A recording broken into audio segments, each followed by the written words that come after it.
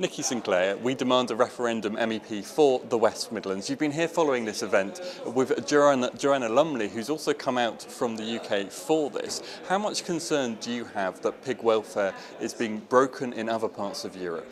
I have great concern, and I thank Joanna Lumley for coming here today. What she's highlighted about the welfare of the way pigs are kept in certain parts of the European Union is, of course, a concern to us in the West Midlands for two reasons. Of course, animal welfare. Many of my constituents continually write to me about this issue, so it's for that thing. Also, the economic interest of the West Midlands. Our farmers and farmers across the UK are complying with these laws. That makes our products, pig products, much more expensive. Therefore, we're being undermined in the marketplace because these people who are not complying with the laws are selling their products for cheaper. Also, it raises the question about the EU again. Here they are making laws, but the Commission are failing to follow through.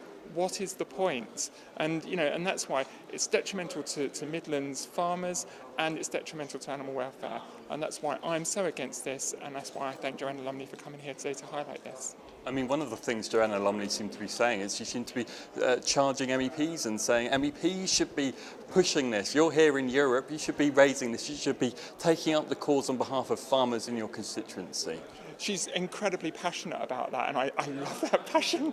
And yes, I'm here, and I'm not a very big proponent of EU law, but the law's already been made. And what I care about is how it affects my constituency, my country, and it's working to its detriment. And it's just another example of how the EU isn't working. It's not doing what it says on the tin. Do you think that these things can be corrected? Do you think that we can get to a situation where everyone across Europe does comply with the law?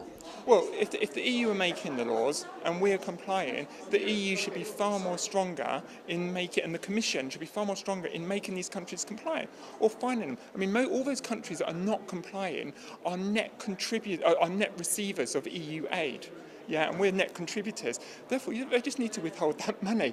If they were withholding money to these countries, they'll soon comply.